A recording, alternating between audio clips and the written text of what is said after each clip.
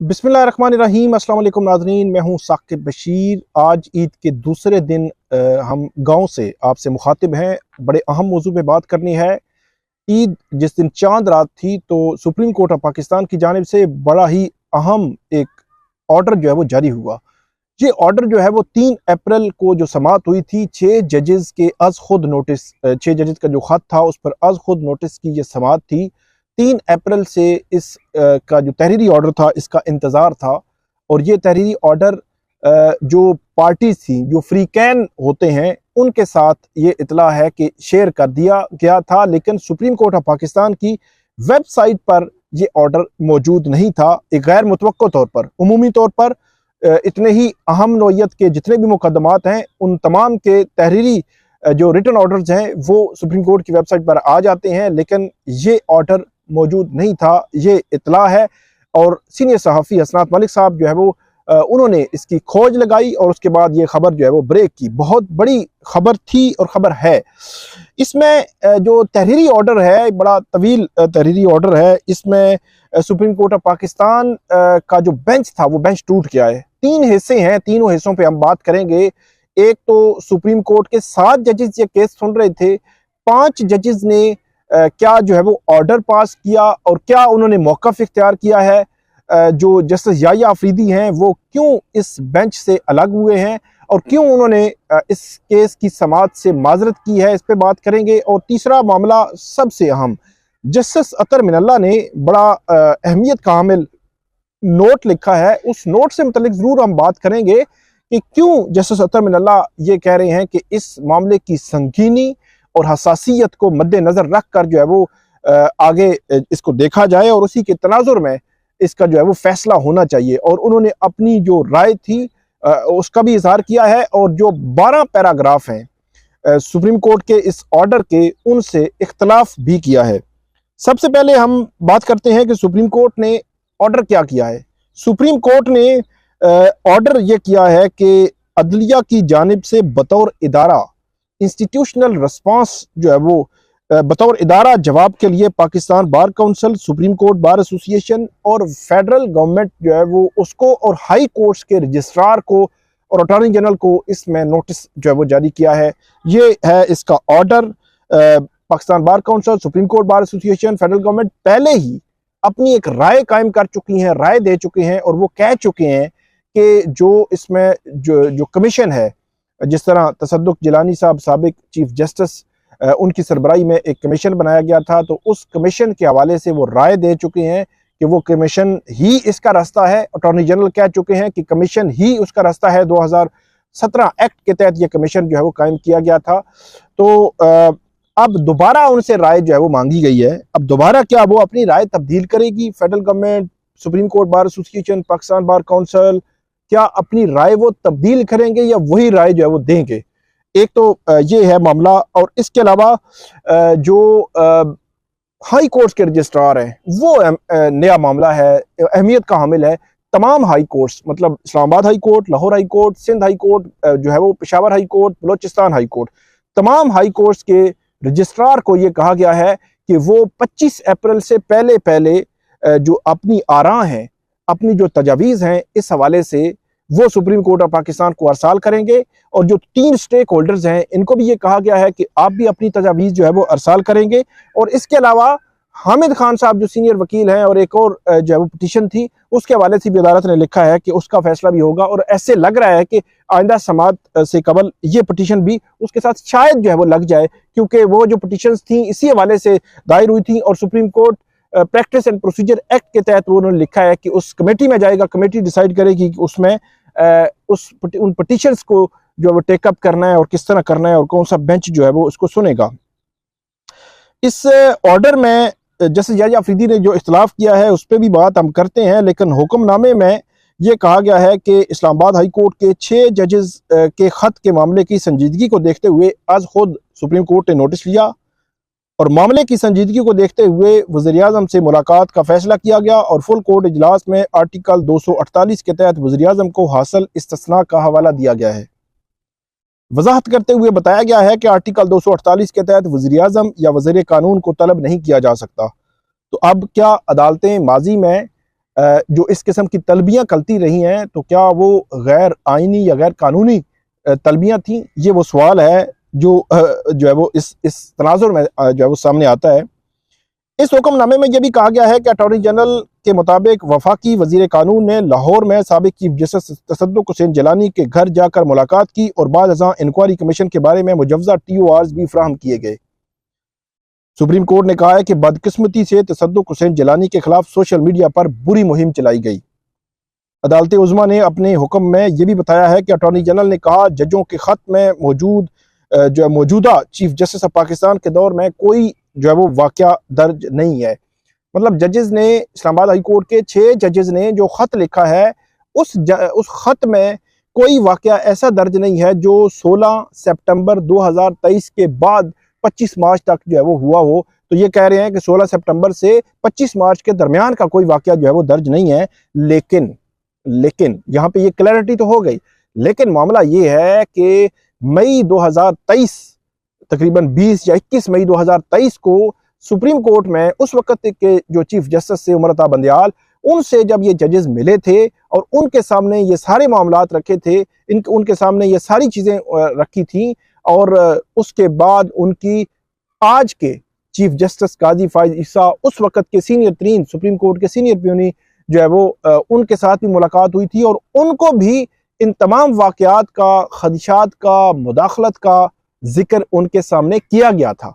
और ये जिक्र यकीनी तौर पर वही होगा जो 10 मई मतलब 20 मई को अगर सुप्रीम कोर्ट में 20 मई 2023 को मुलाकात हो रही है उस वक्त के चीफ जस्टिस और सीनियर प्यूनी के साथ, तो 10 मई को जो खत जो है वो अभी मंजर आम पे आया है, उस खत में वो तमाम वाक़यात का जिक्र मौजूद है। तो इसका मतलब ये हुआ कि चीफ जस्टिस काजी फाइज ईसा उनके इल्म में ज़्यादा नहीं तो इन वाक़यात के हवाले से कुछ ना कुछ जो है वो उनके इल्म में था। लेकिन अब जो अटॉर्नी जनरल कह रहे हैं, ये बात भी ज़ाहिर सी बात है, अपनी जगह उनकी ठीक है कि 16 सितंबर से 25 मार्च के दरमियान नहीं हुआ। लेकिन आगे चलकर मैं आपको बताऊंगा कि जस्टिस अतर बिन अल्लाह इससे एग्री नहीं कर रहे। उसके बाद आगे चलकर जो है वो इस ऑर्डर में ये भी जो है वो अदालत की जानिब से कहा गया है कि किस तरीक़ाकार के तहत मुस्तकबिल में ऐसे मामलात से बचा जा सकता है, जिम्मेदारों का तयन और उनके खिलाफ कार्रवाई का क्या तरीक़ाकार होना चाहिए। इस हवाले से भी तजावीज़ वो जो तमाम हाई कोर्ट्स के रजिस्ट्रार और तमाम स्टेक होल्डर्स को कहा गया है। और इस हवाले से हुक्मनामे में अदालत ने, वही मैंने आपको बताया था कि हामिद खान साहब और जो ख्वाजा अहमद ने निशानदेही की थी कि उन्होंने भी खत से मुतल्लिक आइन के आर्टिकल 184(3) के तहत पिटीशंस दायर की हैं, लिहाजा उसे भी फौरी सुना जाए। तो उसके हवाले से मैंने आपको बताया कि वो मामला कमेटी में जाएगा। तो ये तो ऑर्डर के हवाले से मैंने आपको बताया। अब दूसरे मुद्दे पे हम आते हैं, वो है जस्टिस याह्या अफरीदी। जस्टिस याह्या अफरीदी जो है उन्होंने इस सारे मामले में उन्होंने रिक्यूज़ कर लिया है। उन्होंने ये कहा है कि मैं बेंच में नहीं बैठूंगा। उसकी वजह उन्होंने ये दी है कि जो हाई कोर्ट्स हैं वो इंडिपेंडेंट हैं। हाई कोर्ट्स कोई सुप्रीम कोर्ट के मातहत नहीं है और हाई कोर्ट्स के अपने एडमिनिस्ट्रेटिव मामलात चलाने में आइन बड़ा वाज़ेह है। जो चीफ जस्टिस हैं हाई कोर्ट्स के या जजेस हैं, उनके जो इख्तियारात हैं उसके हवाले से आइन बड़ा वाज़ेह है। और उन्होंने ये कहा है कि सुप्रीम कोर्ट जुडिशल साइड पे 184(3) में ऐसे मैटर्स को नहीं सुन सकती, ऐसे मैटर्स को नहीं देख सकती। ये जस्टिस याह्या अफरीदी जो है उन्होंने अपना पॉइंट ऑफ व्यू लिया है, अपना मौक़िफ़ जो है वो इख्तियार किया है। लेकिन और उन्होंने ये कहा है कि मैं इस बेंच में इस बुनियाद पर जो है वो नहीं बैठूंगा, और उन्होंने अपने आप को इस बेंच से अलग कर लिया है। गोया ये बेंच जो है वो अब टूट चुका है। अब फुल कोर्ट तो बननी है, वो मैंने आपको बताया था कि फुल कोर्ट के हवाले से कि नेक्स्ट जो हेयरिंग होनी है वो फुल कोर्ट की हेयरिंग होगी, और वो 30 अप्रैल 2024 को दिन 11:30 बजे वो समाप्त होगी। तो ये इस ऑर्डर का दूसरा हिस्सा कि जस्टिस याह्या अफरीदी इस बेंच से अलग हो गए। अब फुल कोर्ट बनी भी तो याह्या अफरीदी उसका हिस्सा नहीं होंगे।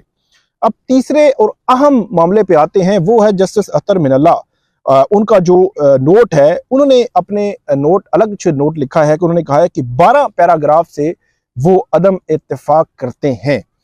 अब जो 12 पैराग्राफ हैं, जो सुप्रीम कोर्ट का ऑर्डर है उसके बाद आता है, 12 पैराग्राफ में कुछ वजाहतें हैं, कुछ चीफ जस्टिस काजी फाइज ईसा उनकी जानिब से कुछ वजाहतें हैं, कुछ जो है वो अटॉर्नी जनरल मतलब फेडरल गवर्नमेंट की जानिब से वजाहतें हैं कि ये लेटर्स कैसे आए, कैसे वज़ीर आज़म के साथ मीटिंग हुई, फुल कोर्ट मीटिंग हुई, किस तरह जो है वो बेंच की सरबराही के लिए जस्टिस तसद्दुक हुसैन जिलानी को राब्ता किया क्या, कैसे उनके साथ मुलाकात हुई, TOR शेयर हुए, किस तरह जो है वो चीज़ें आगे चलती रहीं, फिर फेडरल गवर्नमेंट ने किस तरह मंजूरी दी, ये सारी चीज़ें इसका अहाता कर रही हैं और इसमें वजाहतें मौजूद हैं फेडरल गवर्नमेंट की जानिब से भी और सुप्रीम कोर्ट के चीफ जस्टिस की जानिब से भी।